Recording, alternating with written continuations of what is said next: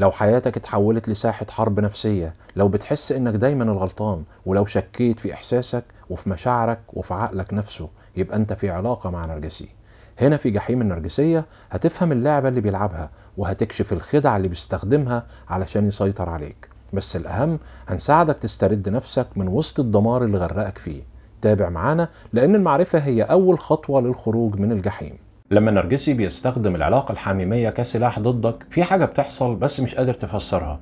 كل ما بتقرب بيبعد، وكل ما بتبعد بيجري وراك، ولما بتحتاج لحضنه بيتجاهلك. بس لما هو بيطلبك لازم تكون جاهز، حتى لو جواك ألف جرح. ممكن تفتكر إن اللي بيحصل ده صدفة، ولكن دي للأسف خطة مرسومة. في نوع مؤذي من البشر بيستخدم العلاقة الحميمية مش للحب، ولكن كأداة تحكم فيك وفي مشاعرك وفي جسدك. واللي هتسمعه النهاردة ممكن يغير نظرتك لكل لحظة كنت فاكرها قرب، وهي في الحقيقة كانت استغلال. قبل ما نبدأ موضوعنا النهاردة، حابب أفكركم إني بقدم جلسات استشارات أونلاين لأي حد محتاج دعم أو بيمر بعلاقة مؤذية أو صراع نفسي صعب. تفاصيل هتلاقوها في وصف الفيديو تحت. وخليني أوضح نقطة مهمة قبل ما نكمل. أنا ممكن أتكلم طول الحلقة بصيغة المذكر علشان أوصل المعلومة بشكل أسهل وأسرع، لكن لازم تبقوا عارفين إن الكلام عن النرجسية مش مربوط بجنس معين. يعني النرجسي ممكن يكون راجل وممكن يكون ست، وكل اللي بنقوله هنا ينطبق على الاتنين من غير استثناء. في علاقات كتير بتحصل لحظات قرب وبعد، وده طبيعي، ولكن لما بتبقى العلاقة كلها مبنية على التناقض يبقى في حاجة غلط.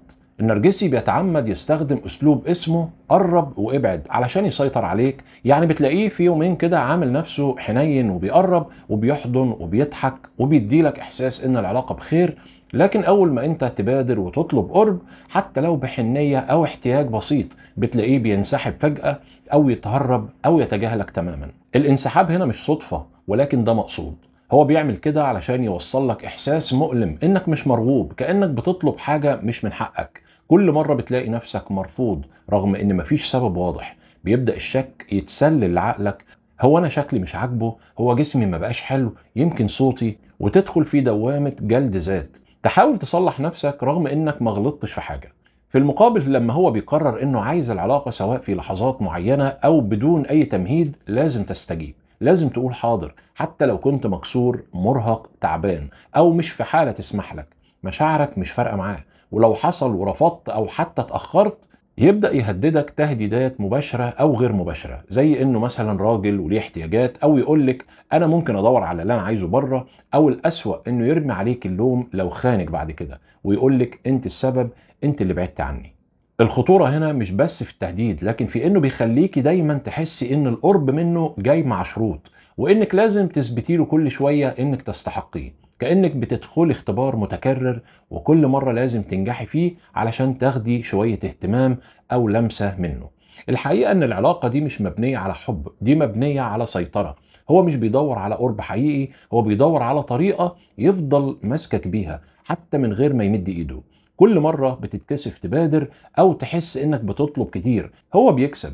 كل مرة بتشك في نفسك وتبدأ تغير في شكلك علشان تبقى كفاية، هو بيكسب. لأنه ببساطة مش هدفه العلاقة، هو هدفه السيطرة الكاملة على مشاعرك وثقتك بنفسك. بعد أي خناقة كبيرة بينك وبين النرجسي، ما تتوقعش أبدا إنه هياخد خطوة للمصالحة الحقيقية. مفيش كلمة أنا آسف، مفيش نقاش، مفيش محاولة حقيقية لحل المشكلة أو حتى إنه يهدي مشاعرك. بالعكس، اللي بيحصل غالبا هو حاجة أغرب من المنطق. بيطلب يمارس العلاقة الحميمية على طول، كأن اللي حصل ما كانش موجود أو ما حصلش من الأساس، أو كأن الألم اللي سببهولك ده مجرد تفصيلة ملهاش قيمة. بس الحقيقة هو مش بيعمل كده علشان يرجعك لحضنه ولا علشان يطيب خاطرك، هو بيعمل كده علشان يسترجع السيطرة اللي حس إنها اتسحبت منه وقت الخناقة. وقت الخلاف بيكون في لحظة تهديد بالنسبة له، لحظة حس فيها انك رفعتي صوتك او انك وقفتي قدامه او انك كسرتي جزء من صورته كمسيطر ومتحكم. وعلشان يرجع توازنه النفسي بيختار اسرع وسيلة تديله احساس بالهيمنة من تاني، وهي العلاقة الجسدية. اللحظة دي بتكون مشوهة جدا، انت لسه زعلان وقلبك لسه موجوع ويمكن دموعك لسه في عينيكي، لكن هو بيقرب منك جسديا من غير ما يمدلك ايده انسانيا. مفيش لمسة فيها اعتراف بالخطأ، مفيش دفء حقيقي، مفيش حضن فيه امان، في بس جسد بيطلب جسد. وكأن العلاقة الجسدية دي هي وسيلة اثبات انه لسه ليه الكلمة العليا، وانك مهما اتخانقتي معاه هترجعي له في الاخر. اللي بيحصل ساعتها مش بيعدي كده، بيعمل جواكي حاجة اسمها صدمة الارتباط، ودي من أخطر أنواع التعلق اللي ممكن يعيشه الإنسان، لأنك بتنتقل بسرعة من لحظة انفجار وخوف وزعل للمسات وجنس واحتواء جسدي، فبتتخبط مشاعرك وجسمك بيغرق في خليط من الهرمونات، في الأول توتر وخوف، وبعدها فجأة أكسيتوسين ودوبامين بسبب القرب، وده بيشوش على عقلك وبيخليك مش قادر تفهم هو يا ترى بيحبك ولا بيأذيك، هو بيدفيك ولا بيستغلك. الغريب انك مع الوقت بتبدأ تتعود على التناقض ده وتفتكره حب، تفتكر ان اللي بيرجع بعد الخناقة علشان ينام جنبك ده بيحبك اكتر من اي حد، رغم ان اللي حصل مش تصالح ولا حتى دفء، اللي حصل هو اثبات قوة، استعادة سيطرة، وكأن العلاقة دي مش بين اتنين بيحبوا بعض، لكن بين طرف بيحارب علشان يفضل ماسك زمام الامور، وطرف تاني بيتلخبط كل مرة وبيفتكر ان القرب بعد الجرح معناه حب، وهو في الحقيقة نوع من الاستغلال المقنع. في العلاقة الحميمية الطبيعي انها تكون لحظة مشاركة، لحظة فيها امان، فيها مشاعر، فيها تبادل بين اتنين بيحبوا بعض، لكن مع النرجسي كل ده بيتحول لحاجة تانية خالص. اللحظة اللي المفروض تكون قرب بتتحول لمسرح بيستعرض فيها سلطته وبيفرض تحكمه فيك بشكل خفي ومؤذي.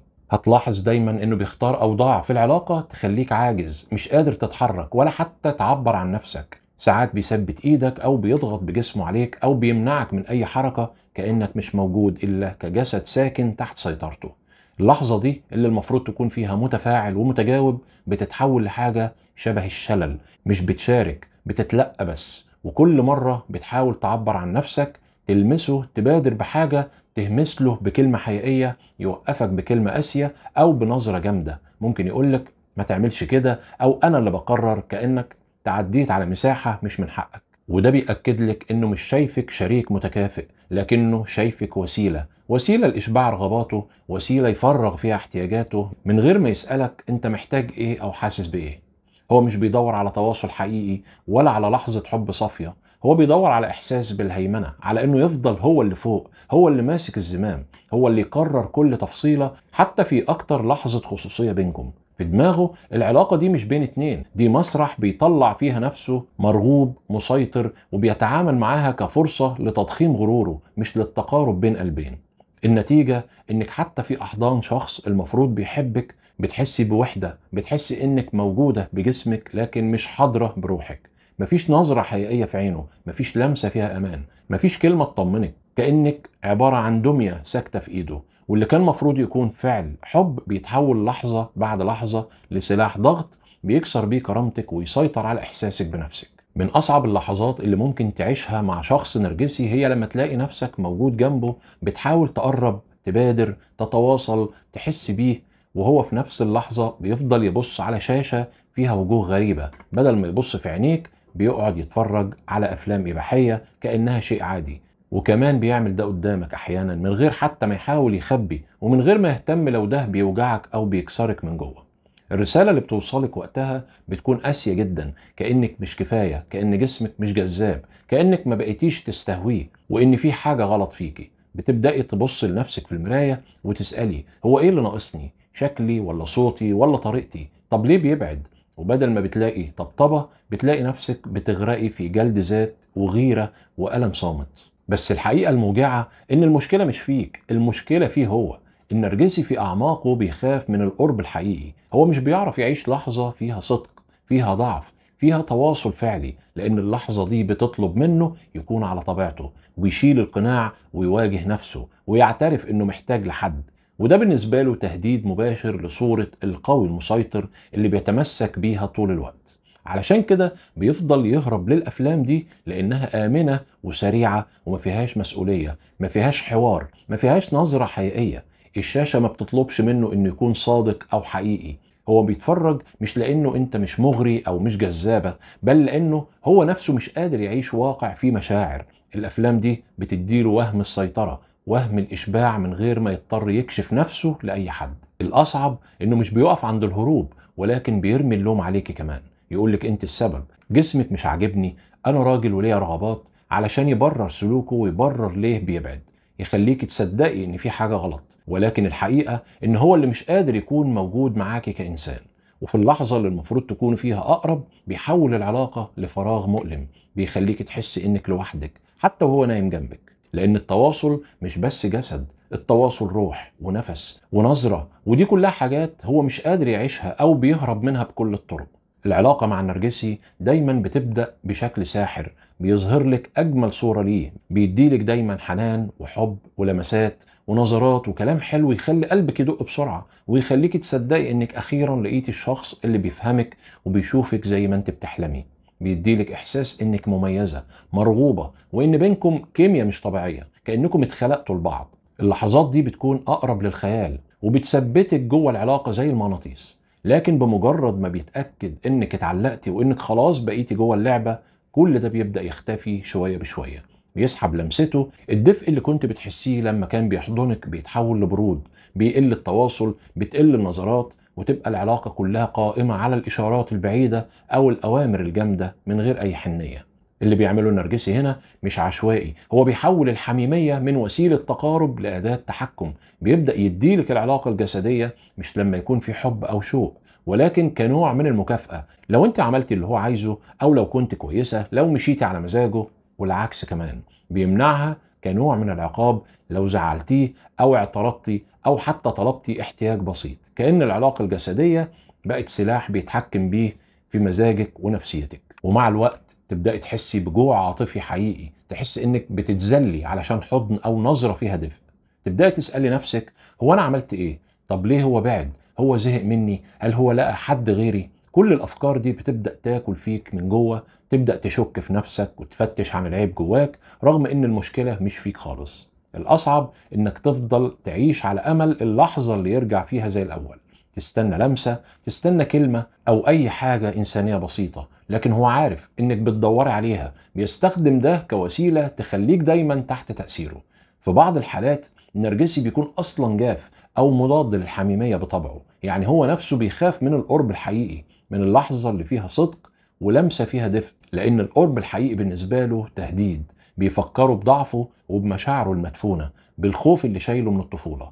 وبالتالي العلاقة اللي بدأت بنار ولهفة بتتحول مع الوقت لبرود وجفاف ووحدة جوه العلاقة. تحس إنك مع شخص بيستخدم جسمك بس مش بيشاركك لحظة حقيقية. تبقى مستني حضنه وهو بيديلك ظهره، تبص في عينيه تلاقيه بيتهرب، تطلب كلمة تطمنك تلاقيه ساكت أو يمشي.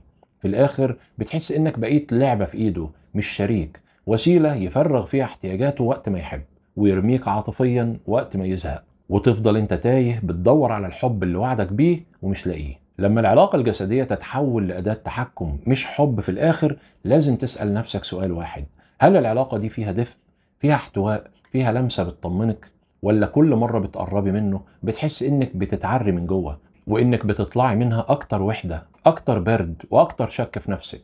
النرجسي مش بيشوف العلاقة الحميمية كوسيلة للتواصل او الحب، هو بيشوفها كسلاح. السلاح ده بيستخدمه علشان يفضل هو المتحكم، علشان دايما يحس انه الاعلى وانك تحت سيطرته حتى في اكتر لحظات القرب. بيديلك العلاقة لما هو يحب ويمنعها لما يزعل.